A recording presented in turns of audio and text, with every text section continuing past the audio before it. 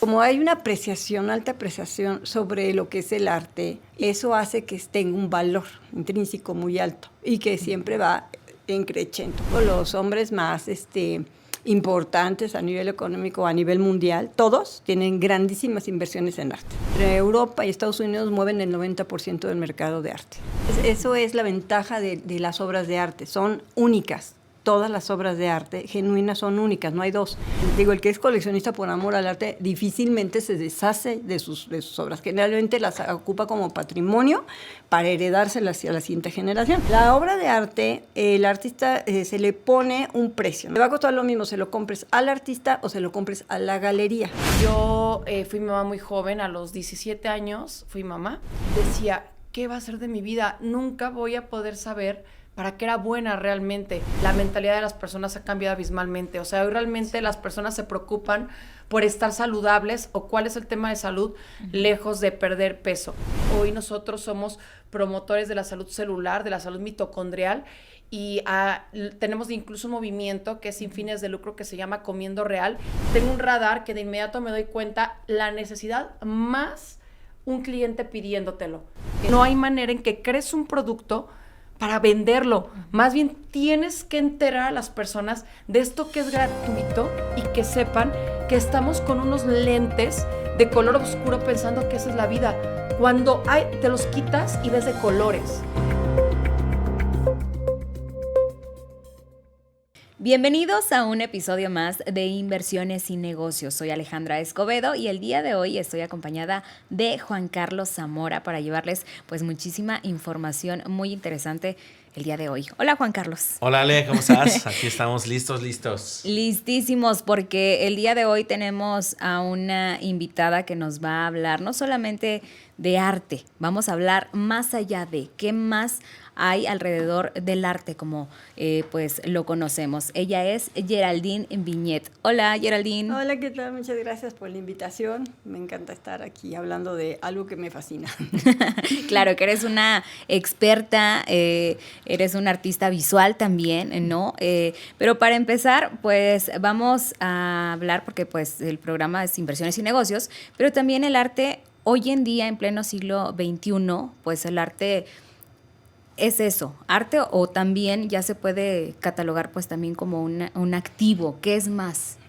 Bueno, de toda la existencia del arte, desde que el inicio de los tiempos, se ha creado el arte por expresión, por cultura, por demostración del sentir de algún artista, ¿no?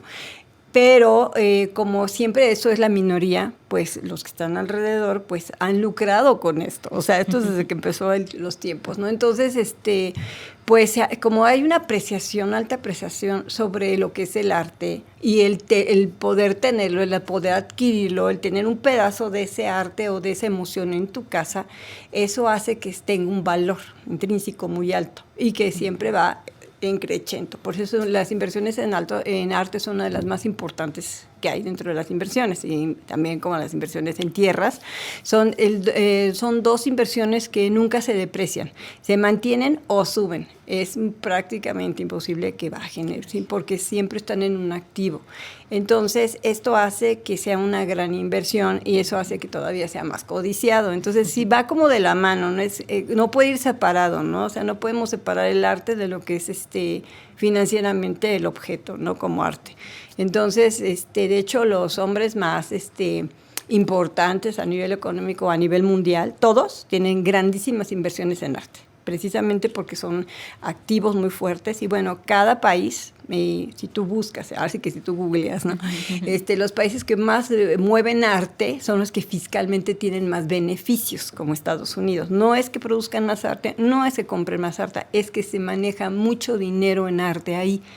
Hay países donde se maneja mucho arte, pero no se comercializa tanto. Entonces, por eso no están en ese ranking, porque el ranking está sobre ventas, ¿no? Y las casas de subastas más grandes del mundo están en Estados Unidos y en Inglaterra. El mercado de Europa, entre Europa y Estados Unidos mueven el 90% del mercado de arte. ¡Wow! Datos muy interesantes. Oye, y veo que empezaste por el tema de la historia del arte. ¿Cómo se empezó a lucrar con el arte? Uy, me imagino que desde que estaban los rupestres, ¿no? De, bueno, este pedacito. Ay, sí, no, es que no hay realmente un consenso que se ha hecho de en qué momento se empezó a lucrar con el arte, pero pues desde que tenemos memoria en todo lo que se llama la expresión artística, los artistas han tenido esa gran necesidad de expresarse. Y bueno, históricamente, ¿verdad? Por ejemplo, antes, ¿no? Los artistas, la única manera que tenían de sobrevivir era a través de tener un mecenas, ya fueran los reyes, los políticos o el clero. Entonces, bueno, por eso existe tantísimo también arte sacro, porque en una época el clero los tomaba como, o sea, protegía a los artistas, pero la condición era que todo el arte que produjeran tenía que ser alrededor de lo que era el arte sacro. Y entonces, pues uno que otro se rebelaba y hacía escondidas sus obras maestras, ¿no? Que no tenían nada que ver con el arte religioso y se manejaban como escondidas, y bueno, hay muchísima historia de eso. Pero o los reyes, ¿no? Que, oye, píntame a mí, pinta a mi esposa, pinta al general, pinta siempre personajes o momentos históricos de la guerra, o momentos históricos de, por ejemplo, la coronación de Napoleón, ya sabes, ¿no? O sea, cada uno dentro de su más grande ego mandaban a los artistas a hacer cualquier cantidad de cosas, ¿no? Entonces, los artistas siempre estuvieron, pues, apapachados, ¿no? De alguna manera, y bueno, hasta el hoy por hoy existe esto, y los artistas ahorita siempre están buscando, pues, patrocinadores. Bueno, ahora se llaman, ya es otra cosa, ¿no? Pero están buscando patrocinadores, están apoyos fiscales, que también las instituciones de arte, por ejemplo, aquí el INVA les de apoyo, intercambios internacionales, o sea, volvemos a siempre es como lo mismo, ¿no? O sea, que ellos están siempre buscando un apoyo para poder dedicarse a producir arte, porque es muy difícil producir arte y tú venderlo, ¿no? O sea, por eso existe el mercado del arte, los que se dedican a comerciar con el arte, y el artista se dedica a producir. Oye, y el tema ya, entrando un poquito al tema dijiste, la inversión en arte, ¿verdad? Uh-huh. Y dijiste algo interesante, que, si no te preocupes, que el arte, dijiste algo muy interesante que te decía que el arte se mantiene e incluso sube su valor. Uh-huh. ¿Por qué? ¿Cómo es que logra este activo, verdad? Porque al final es un activo, lograr mantener su valor, y no solo eso, sino subir su precio, su valor? De entrada, el primer paso es cómo se cataloga, cómo se llega a obtener un precio, ¿no? Esto es muy subjetivo, obviamente, porque el arte es cuestión de apreciación entre la cultura, la moda, son muchas cosas que hay que tomar en cuenta, ¿no? Pero lo que hace que una obra de arte esté subiendo de precio es por la trayectoria del artista. O sea, el artista en algún momento es emergente, por ejemplo, Picasso en algún momento fue emergente, y conforme este artista fue siendo más famoso, más conocido, sus obras más cotizadas, obviamente va subiendo de precio, porque todo mundo quiere el mismo artista, el mismo objeto, y si todos ponemos a un objeto aquí que todos queremos, pues se hace una especie como de subasta, ¿no? Cada vez quien ofrece más por el mismo objeto, porque nada más hay uno. Eso es la ventaja de las obras de arte, son únicas. Todas las obras de arte genuinas son únicas, no hay dos Giocondas, o sea, dos Mona Lisas, no hay dos Meninas, o sea, no. El mismo artista solamente puede producir una sola obra de arte de su mismo género, ¿no? Porque si no ya serían copias o series, que eso ya es otra cosa, ¿no? Y ya en su máxima expresión es la artesanía, ¿no? Que lo que se hace así por miles, ¿no? Que también tiene su propio valor intrínseco, pero la obra de arte, su mayor valor es que es única, irrepetible, hasta por el mismo artista, porque solamente una vez en su vida tiene ese sentir. Por ejemplo, si está muy melancólico por lo que se quieras, ¿no? Uh-huh. Ese sentir lo plasma en una obra de arte, ya sea gráfica, pictórica, escultórica, y ya después se le pasa esa emoción, ya ese estado de ánimo ya se le pasó, y ni él mismo es capaz de volver a repetir esa obra. Hablando de bienes raíces, una de las mayores habilidades de los inversionistas es saber en qué momento entrar y saber en qué momento salir. Si esto lo vemos en arte, ahora sí que ¿cuál es el arte de entrar uh-huh. y salir en el momento correcto? ¿Cómo detectas, cómo obtienes esta habilidad en este tipo de inversión de este activo? Ay, bueno, algo que yo me gustaría como poner muy puntual, que era algo que me gustaría decir, es que a mí me gustaría mucho dejar claro que para apreciar el arte y estar en este mundo del arte no tienes que ser ni un gran estudioso, ni un gran conocedor, ni de historia del arte, ni, no. Esto es una cuestión de sentimiento, lo vamos a empatar con la música.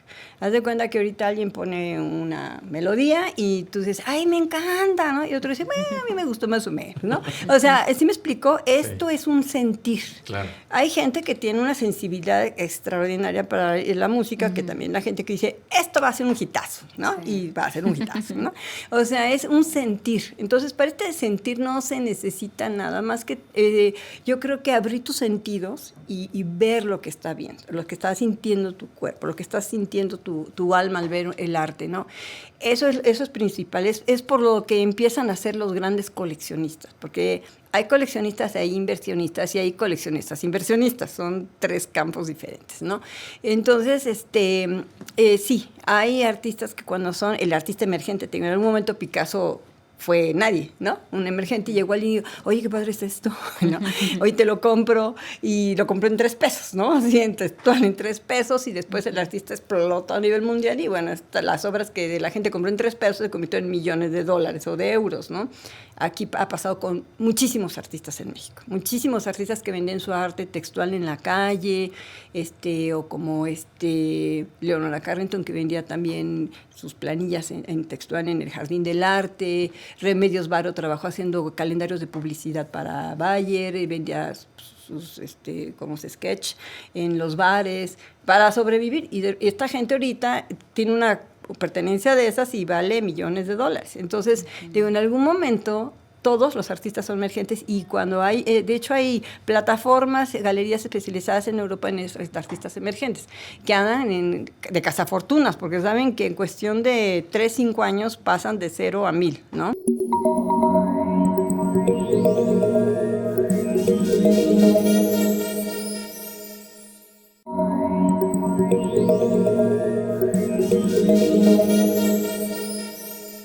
La población mexicana no tiene también este acercamiento a la apreciación del arte en cuanto a colores, en cuanto a cultura. ¿Qué es lo que necesita pues la gente de México, los mexicanos, para acercarse y de verdad tener esa apreciación al arte aquí en México? Pues yo creo que principalmente difusión, porque si tú haces una gran difusión y llega hasta lo más profundo y se le da a la gente la oportunidad de apreciar las obras de arte, o sea, de verdad de verlas, de vivirlas, las personas lo hacen. Nosotros hemos llevado a lugares muy rurales, a lugares muy lejanos, como quien dice, ballet, música, obra pictórica, escultórica, y ves como a la gente le encanta, o sea, no le digas, le encanta. Hay niños que te dicen, yo quiero hacer eso, ¿no? O sea, de verdad, pero si no lo conocen, pues no hay manera, o sea, si a la gente si no le das, no lo conoce. Entonces, yo creo que falta una gran difusión y también culturalmente que la gente entienda el valor que tiene el arte, porque aquí no tienen la cultura de invertir, aunque sea pequeñas cantidades en arte, ¿no? En Europa es muy común que hasta la gente muy joven compre cosas pequeñitas pero originales. Entonces van adquiriendo esa cultura del arte, en vez de comprarme un mueble, mejor lo invierto en una obra de arte, ¿no?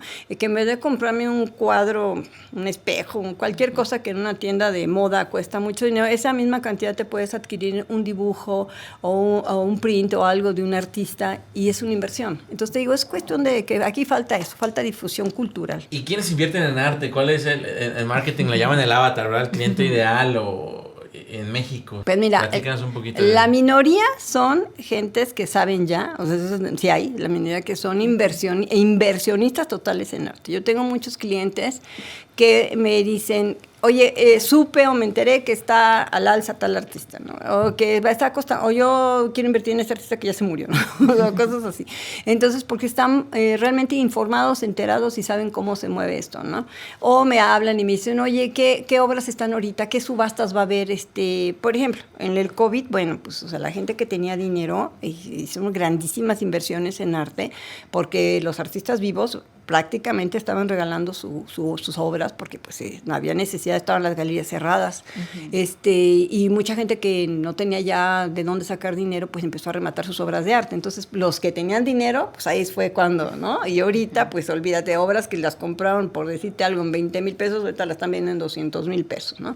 Entonces, se da mucho eso, no es la mayoría. La mayoría en México son coleccionistas por amor al arte, que ese es el coleccionista que a mí más me gusta. La desventaja, bueno, no es desventaja, no es que uno se enamora de las obras de arte y ya no las quieres vender.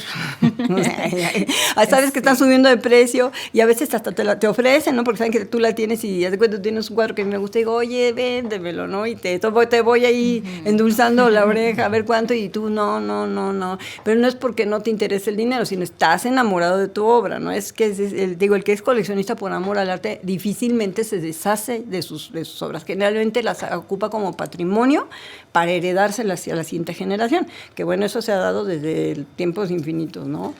Oye, y platícanos, ¿cómo es que entras al mundo del arte y también cómo nos recomiendas a los que nos interesa el tema, pero queremos dar ese primer paso, cómo entrar al mundo del arte, de las inversiones en arte? Bueno, principalmente acercarse a galeristas conocidos, galerías conocidas, gente que tenga un nombre en esto, porque también este medio se da mucho a la estafa, al engaño, a muchas cosas, ¿no? Por eso en Europa, en Estados Unidos está muy controlado el sistema del movimiento de arte. Aquí en México todavía estamos un poquito dispersos en eso. En México, en producción de arte estamos en el segundo lugar, no en las ventas, que es lo que quiero aclarar, porque luego me dicen, no, en Estados Unidos venden las obras más caras, más grandes, hasta nuestras propias obras se venden allá más caras, ¿no? Entonces, una cosa es el ranking de ventas y otra cosa es de producción, o sea, quiénes lo están produciendo, ¿no? Entonces, nosotros somos de los primeros productores en el mundo, o sea, tenemos muchos mexicanos talentosos fuera de México, en México, pero la mayoría de los más grandes están fuera de México, o están becados o están en intercambios de residencias o están realmente acaparados por los museos o las galerías del extranjero. Entonces, aquí el principal es acercarte a personas serias, nada de que encuentras un cuate en internet que está vendiendo un Picasso en 10 mil pesos y cosas de esas, o sea, no, hay cosas que por la lógica, ¿no? O sea, por la lógica hay que acercarse a gente que sabe y que la gente no le tenga miedo a meterte a las galerías, que hay muchas galerías en la Ciudad de México, y preguntar, no pasa nada, pregunta, oye, ¿cuánto cuesta eso y por qué? ¿O qué me recomiendas? O generalmente las galerías están muy de la mano con los artistas porque la función principal de un galerista es promover y gestar la cultura y a los artistas. O sea, tú vas de la mano con el artista, ¿no? Es muy diferente a un art dealer. El art dealer solamente es el mercado del arte, es vender, pasar de un lado a otro y es como un corredor de acciones en la bolsa de valores, ¿no? Oye, esto tal baja, esto sube, así, vendo, compro, así, igualito. Y nosotros no, nosotros vamos llorando con el artista y que ya se enfermó y que no sé qué, y que mi mamá y que ahora vamos a hacer una exposición de no sé qué, le metes un chorro de tiempo, dinero y esfuerzo y no se vendió nada, pero todos nos divertimos. Ese es el galerista. Entonces, entonces hay muchos proyectos muy grandes de arte gestados por mucha gente que nos gusta el arte y a esos hay que acercarse. ¿Cómo equilibras tú también tu apreciación artística, el amor al arte y también cómo va ese balance de verlo también como un negocio? Porque tú tienes más amor al arte, ¿no? ¿Cómo puedes equilibrar esto? Bueno, al principio me costó mucho trabajo, ¿no? Porque yo soy muy apasionada, entonces yo soy muy de que algo me guste y me gusta ya, ¿no? O sea, y me gustaba mucho eso, ¿no? A través del tiempo, o sea, con la galería físicamente ya tengo 10 años, ya voy para 11 años y gestando arte 18. Entonces ya a través del tiempo aprendí por las malas, ¿verdad? Que no, tanta pasión no era buena porque pues es un negocio finalmente, ¿no? Entonces tuve que aprender a decir no, a también darme cuenta de quiénes realmente en el mundo del arte no estaban haciendo las cosas bien, ¿no? Ya sean artistas o gestores, en fin. Pero lo vas aprendiendo sobre la marcha, porque realmente no hay una carrera que te enseñe a hacer eso. O sea, sí hay carreras de historia del arte y sí hay carreras que te enseñan lo que es en México está todo en pañales lo del mercado del arte, en Europa hay muy buenas universidades como Audencia en Francia que se dedican al mercado del arte, solamente a lo que es gestar, venta y transmisión de arte, pero pero realmente el día a día es el que te va haciendo parteaguas, ¿no? De decir, esto es, hasta aquí es el negocio y hasta aquí es lo que me encanta. Y bueno, lo más difícil para mí es que, como me dice mi esposo, que tú eres tu mejor cliente, ¿no? O sea, para mí a veces es tan difícil o desprenderme de las obras o acabo comprándolas yo, ¿no? O sea, porque digo, sé que son una inversión, pero sé que no las voy a vender, ¿no? También sé que se van a quedar en mi colección. Oye, mencionabas de beneficios fiscales, bueno, de beneficios que otorga Estados Unidos al invertir en arte. ¿Nos puedes platicar un poco de ellos? Sí, ojalá que en México hubiera esto. Ay, sí, señor. Ojalá que nos escuchen los de Hacienda. Es que, por ejemplo, en Estados Unidos te liberan del pago de impuestos. O sea, por ejemplo, tú adquieres una obra de arte cara y pues obviamente la adquieres cara y la vas a vender. La vendes. En esas transacciones cuando se pagan los impuestos. ¿Ok? Allá sí con el dinero que recibiste de la ganancia. Yo tenía un objeto de $1,000 y se lo vendía a Juan Carlos en 100,000. Entonces tengo 99,000. Entonces 99,000 de ganancia. Si yo compro otra obra de arte, quedo libre de impuestos. Ok. Entonces es una maravilla, ¿no? Entonces ya me compro una obra de 100,000 y ya. Hasta o varias. Sí, claro, y ya hasta me debe el fisco, ¿no? Entonces lo pongo en un puerto libre, en un puerto franco. Porque entonces sí tiene que ser en un puerto franco. Y bueno, pues como me gustó mucho la obra, pues hago una copia y la pongo en mi oficina. Así me explico. Entonces, ¡ay, qué bonito Yayao Kusama! Pues el original está en un puerto franco, ¿no? Y está generando más y más y más dinero porque esta artista sube. Y ya pero ¿qué es un puerto franco? Un puerto franco, ese es un puerto libre de impuestos, eso es un puerto franco. Ok. Entonces, al estar en un puerto libre de impuestos, pues no pagan impuestos por ningún lado. Okay. Ahí está en una bodega. Entonces eso hace mucho. ¿Eso dónde? En Estados Unidos. En Estados Unidos. Existen en Estados Unidos. Sí, eso pasa mucho. Se queda ahí guardado. Se queda ahí guardado. Físicamente la obra tiene que estar en un puerto libre de impuestos. Okay. En el momento que tú sacas la obra y la vuelves a manejar para venta, y se vuelve a generar esta explotación de recursos y vuelves a comprar más obra, volvemos a la misma historia. Entonces esto es infinito. Entonces por eso en Estados Unidos se compra y vende las obras más caras. Oye, y mencionabas también cuando iniciábamos el tema de apoyos fiscales en México. ¿Cuál es el apoyo fiscal en México más interesante para el que invierte en arte? Bueno, tenemos, hay una ley del pago absoluto de un 8%, que es como el que compra, hace una retención del 8% y ya queda como el pago, como un pago total, ¿no? No, yo no sé bien de esto en los impuestos, en eso, porque realmente no es un muy buen apoyo. El único apoyo que tiene... O no hay, a lo mejor no en México no... Pues ese es uno, que tú adquieres la obra, tú cómo puedes, o sea, de persona física a persona moral, y la persona moral hace una retención del 8% que declara y entonces ahí ya queda como eso listo, ¿no? Normalmente aquí se factura, ¿sí me entiendes? Se hacen pagos, se factura, se paga el IVA y todo este rollo, ¿no? El apoyo que da Hacienda es al artista. El artista puede pagar con obra a Hacienda. Es un apoyo al artista para que, bueno, tú vendiste 10 cuadros en el año y entonces me das uno hoy. Entonces ya con eso te libero de tu pago de impuestos, ¿no? Y también existe FIARTES, que es un apoyo que da el gobierno para que las empresas paguen un porcentaje de su ISR en apoyo a obras de arte. Geraldine, ¿dónde te pueden contactar para las personas que están buscando invertir en arte? Pues mira, mi galería se llama Viñet Báez y bueno, así como tal, Galería Viñet Báez está en la googlean, ¿verdad? Y bueno, esa es la manera más cercana de contactar. ¿Está aquí en Ciudad de México? Sí, ahorita estamos en Plaza Río de Janeiro, en 53, en la Roma Norte, ahí tengo showroom, pero ahorita estamos por estrenar una nueva locación, una nueva locación, pero en Google es lo más rápido para encontrarnos, ¿no? Porque es el acceso directo a nosotros. Gracias, continuamos con más.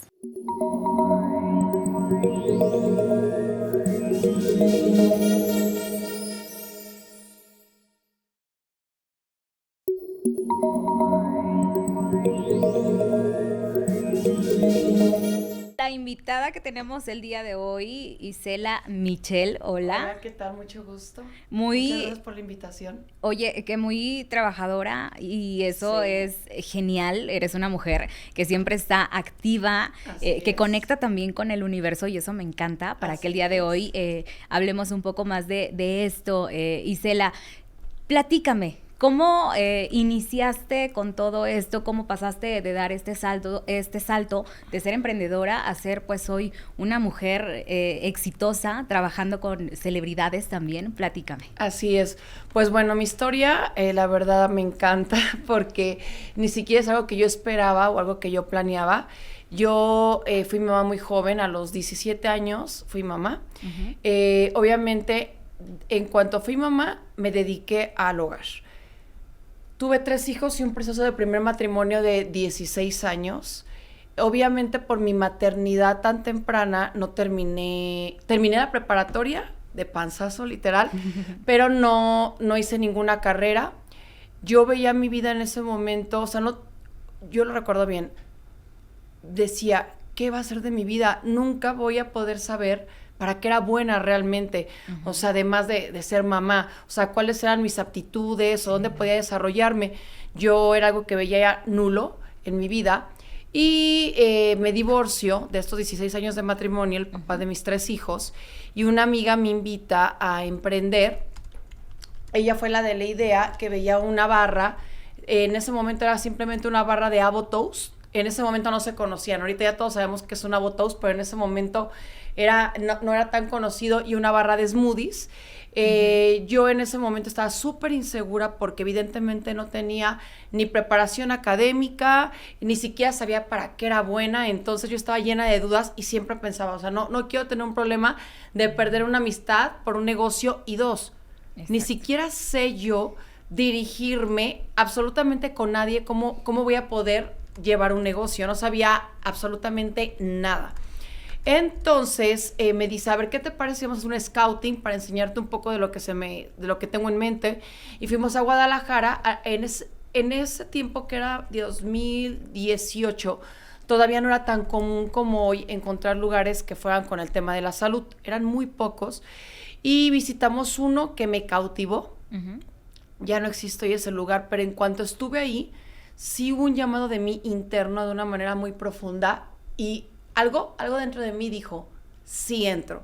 Entonces fue cuando le dije que sí. Comenzó siendo un pequeño restaurante. Lo que hacíamos nosotros era enseñarle a las personas que todos los grupos de alimentos tenían un porqué. Uh-huh. Venía la parte de la parte de la barra de café, la parte de la barra de jugos, la parte de la barra smoothies y la corta carta de alimentos.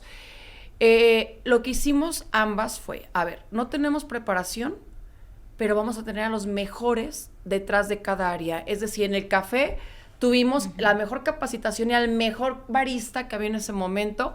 En la parte también de nutrición, obviamente contratamos una nutrióloga que en ese momento nos ayudó con la carta, también el chef, y así en cada parte. Ese proyecto para nosotros y para mí en lo personal fue un parteaguas, porque llegó a ser es un referente en la ciudad de León, Guanajuato, de donde yo soy, de lo que es salud real, uh-huh, porque al principio la gente únicamente pensaba en adelgazar o tener cuadritos, y obviamente del 2018 para 2025 la mentalidad de las personas ha cambiado abismalmente. O sea, hoy realmente las personas se preocupan por estar saludables, o cuál es el tema de salud, uh-huh, lejos de perder peso. Entonces así empezó. Teníamos fila para que entraran las personas. También, bueno, en León pusimos como de moda el hecho de tomar fotos de los platillos, porque hicimos también platillos súper instagramiables, uh-huh, y uno de los valores agregados siempre fue cultivar a las personas, enseñarles. Yo ahí fue cuando me di cuenta, poco a poco, porque han sido como varios pasos, del propósito que yo tenía en la vida. Y hoy estoy convencida que soy simplemente un canal, una herramienta para llegar a más mujeres, hombres obviamente también, no solo en el tema de salud, sino ayudarlos a salir de su zona de confort y que todo es posible. WeLab sí es WeLab. tu empresa, ¿no? Digamos. Tengo 5 unidades de negocio el día de hoy, con 2 marcas distintas. Okay. Una es WeLab, que es la más grande hoy, la que tiene presencia en toda la República Mexicana, y lo que hacemos ahí son los famosos planes detox. En plena pandemia, incertidumbre, ¿cómo fue arriesgarte o apostar y decir, en pleno 2020 me voy a arriesgar a lanzar esta marca? Y hoy en día pues es un proyecto, una cadena de proyectos que ha tenido sus frutos indudablemente. Unos frutos que ni yo logro entender a todo lo que hemos llegado, incluyendo estar aquí sentada. No sabíamos de la pandemia. Del restaurante que les platiqué, había una barra que era la barra de cold press. ¿Qué es cold press? Prensar frutas y verduras a toneladas en frío, lo que hace que no haya nunca calor en el proceso de extracción. Se mantienen las vitaminas, minerales y enzimas intactos. A la hora que tú lo consumes, bastan unos 20 minutos para que interactúen en tu cuerpo y tú sientas el beneficio. Obviamente, nosotros tenemos nutriólogos y no hay picos de glucosa, porque esa es a veces la duda de nuestros jugos o de los jugos en general. Así que los de nosotros siempre están cuidados por nutriólogos.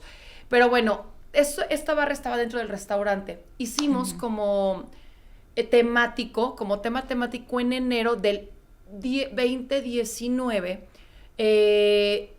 Año Nuevo, Vida Nueva. Así como en Halloween es el pumpkin latte, en Año Nuevo lo que nos ocurrió fue hacer un detox, pero estuvo muy padre porque decidimos que fuera el primer detox que incluyera todos los grupos de alimentos. Es decir, nosotros no somos jugoterapia, incluimos lo que es la grasa y la proteína dentro de, y obviamente, como les mencioné al inicio, para nosotros era súper importante enseñar a las personas.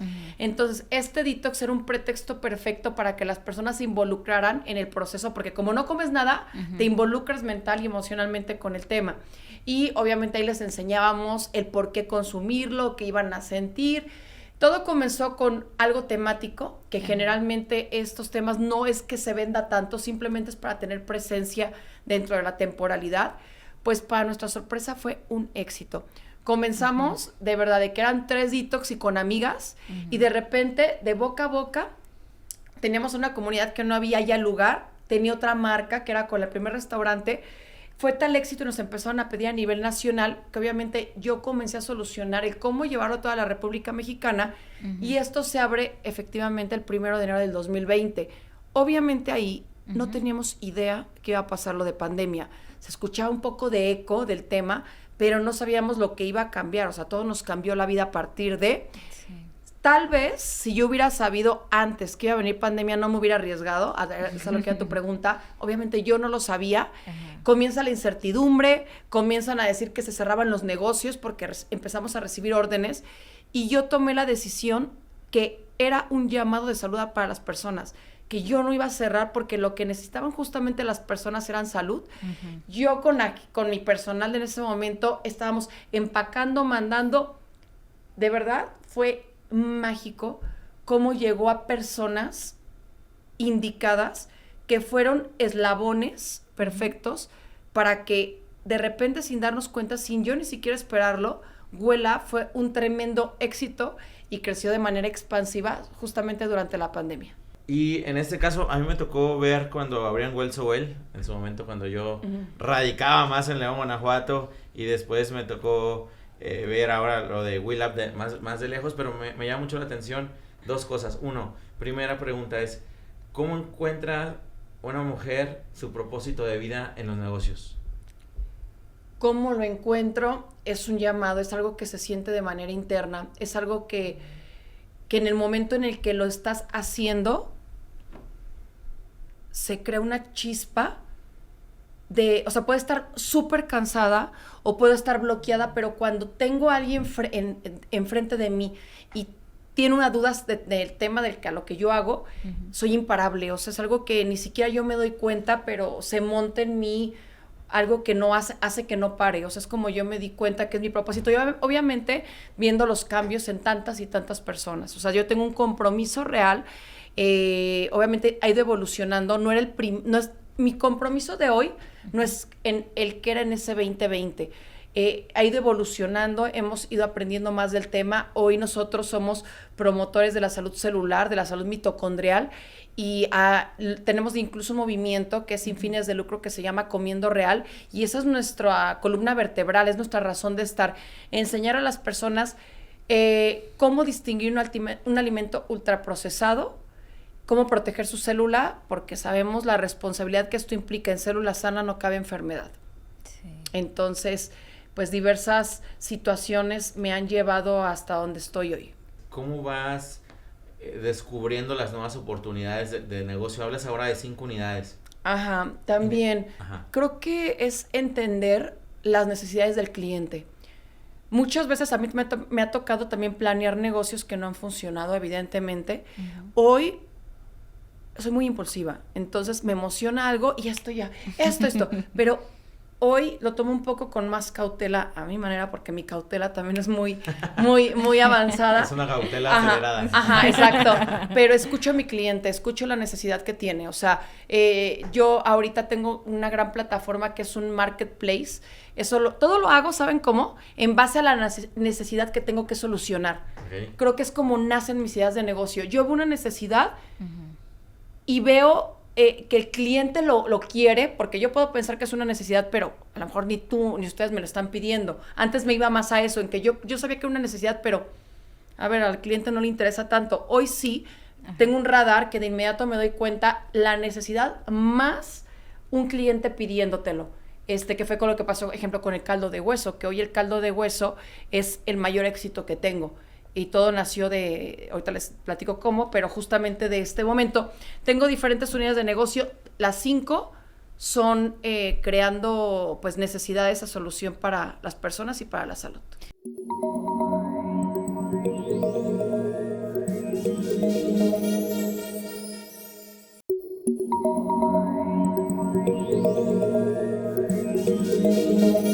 ¿Cómo empezaste a transformar también las vidas de las personas que te rodeaban? Hablemos en la parte de Comiendo Real, que creo que ya es la más evolucionada. Cuando yo me entero de esto, de la verdad, de la realidad en la salud por medio de mi mismo cuerpo, ¿cómo fue? De la nada les puedo decir que decidí dejar azúcar. O sea, yo me sentí en ese momento de mi vida, tenía éxito, porque mis negocios en ese momento los que tenía eran exitosos. Mi vida personal había dado un vuelco total, pues de haber vivido en un matrimonio que era de total violencia, el haber salido adelante sin estudios, como se los comenté, y haber tenido un éxito profesional, se puede decir que tenía todo. Pero llegó un momento en que sentía ese agujero en el estómago y decía, ¿por qué puedo sentir esto si tengo todo? O sea, ¿cómo no puedo estar agradeciendo lo que ha pasado en mi vida? Entonces yo lo primero que pensé fue, a ver, Isela, te hace falta una disciplina. Tú funcionas en base a disciplinas, haz algo, 21 días. Enfócate. 21 sí. días es lo que tarda tu cerebro en crear una actividad y hacerlo hábito. Algo muy dentro de mí me dijo, deja azúcar. En ese momento que yo dejo el azúcar, lo único que me imaginaba era el cereal o azúcar blanca, miel. Cuando comienzo mi día 1, obviamente empecé yo a cultivarme del tema, a hacer conocimiento sobre el tema, y me di cuenta que yo no sabía que muchísimas cosas eran azúcar, como arroz, como pasta, porque mi cuerpo en cuanto o sea, me dedicaba a la salud, pero es increíble cómo yo no lo asimilaba, algo tan sencillo. A la hora que yo lo consumía, mi cuerpo lo asimilaba como azúcar. Entonces, obviamente, fui quitando elementos. Evidentemente, físicamente cambié, a pesar de verme en ese momento saludable, empecé como a rejuvenecer. Obviamente, en la primera fase, eso te motiva y te inspira. Sin darme cuenta, termino 21 días, yo me sentía maravillosa, yo no quería dejar de hacerlo, estaba más que nunca llena de energía, de creatividad, físicamente tuve una evolución enorme. En ese momento incluso los nutriólogos que trabajaban conmigo me decían que tenía que regresar a la normalidad, que no podía estar en esa vida porque si no podía, pues, tener un rebote. Es tonto lo que se pensaba, porque en ese momento yo también lo creía. Entonces me decían, no, Isela, ya tienes que meterte a la vida normal. Me fui hasta el día 40, porque yo no quería dejar de hacerlo. Los cambios fueron todavía más abismales. Día 40, tengo mi primer contacto otra vez con carbohidrato en un fin de semana. Mi cuerpo lo recibió de manera magnífica. El primer cambio que vi fue que antes yo dependía de la glucosa. Mi cuerpo pedía glucosa todo el tiempo. Yo era adicta al carbohidrato. Ahora me di cuenta que estaba en una carta y que yo quería cosas que antes no se me antojaban como proteína. Pero yo no entendía realmente qué pasaba. Otro fin pasó. Esto es importante. Pasó algo muy bueno a nivel profesional y yo antes tenía la mecánica de, ¿te pasa algo bueno? Como todos los seres humanos, algo bueno o algo malo, ¿con qué nos vamos? ¿Con la comida o con la bebida? Sí. Es nuestro desfogue, nuestro atajo. Fui a festejar yo sola, porque a mí me encanta ir a salir sola a comer. Pedí como antes de toda esta experiencia, porque yo era abundante para pedir, me encantaba pedir muchísimo carbohidrato. Y dije, a ver, Isela, la vida es normal, no pasa nada. De repente empiezo a sentir ese hoyo en el estómago que hice conciencia que tenía en mi vida desde que era una adolescente tal vez, que yo pensaba que era un down emocional o depresión. Llegó un flachazo en mí en ese momento que dije, o sea, nunca me di cuenta en estos más de 40 días que ya no había sentido eso. Uh-huh. Eso que para mí era familiar y que me acostumbré a sentirlo, que muchos estamos de esta manera, pensando que así es la vida.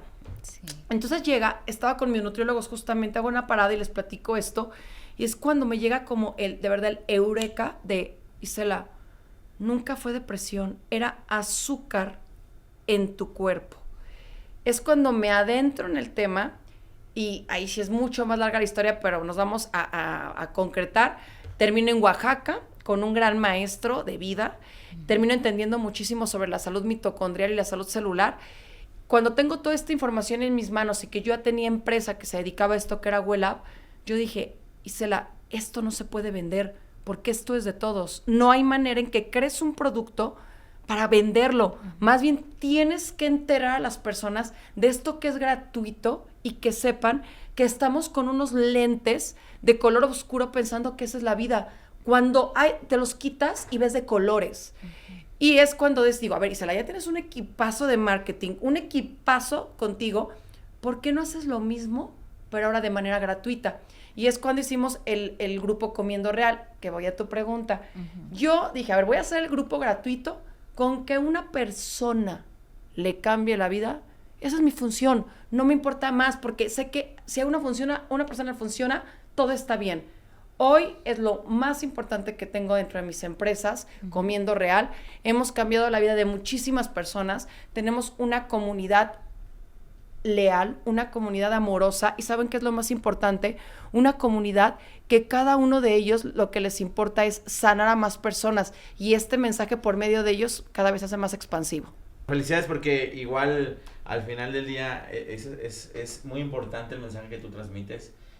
Y me llama mucho la atención, Isela, porque pues eres una persona que todo el día está activa, necesita mucha energía, de repente estás en un país, de repente estás en otro. Una locura. ¿Cuál sería tu mejor consejo que le puedes dar a las mujeres empresarias o a los empresarios para que puedan tener energía todo el día, todos los días en sus negocios?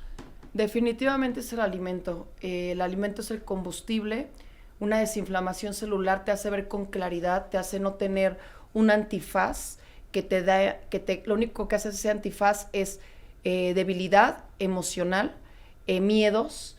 Cuando cambias tu combustible, pasa algo, que es lo que te mencionaba, autoestima, y con autoestima eres imparable.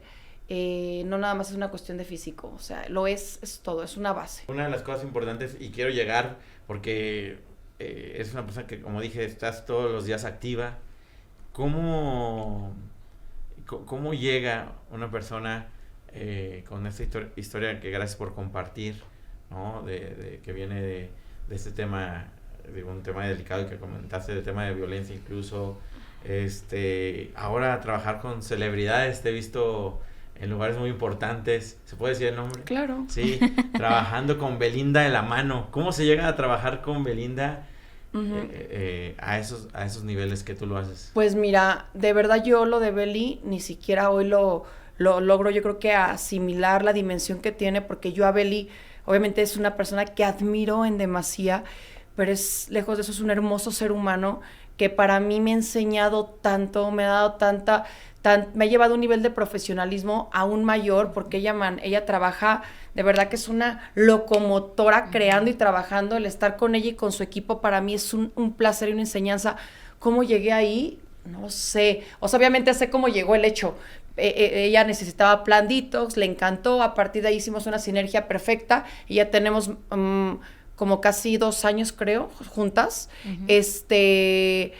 Pero cómo es que estoy ahí, creo que va a un tema mucho más profundo, es de verdad trabajar tanto en lo que haces, que hace que tu frecuencia se ponga al nivel de lo que tú mismo estás atrayendo. Entonces creo que eso es algo súper padre. ¿Y cuáles son los mejores hábitos que nos puedes compartir para sentir esa energía que tienes todos los días? Y no solamente en alimentos, sino platicas un poquito de los hábitos que tienes y los mejores hábitos que una persona pueda realizar para tener resultados, así como tú en los negocios. Muy bien, muchas gracias. Pues miren, para mí es un tronco común, es muy claro, es mente, que es toda la parte de neuroplasticidad.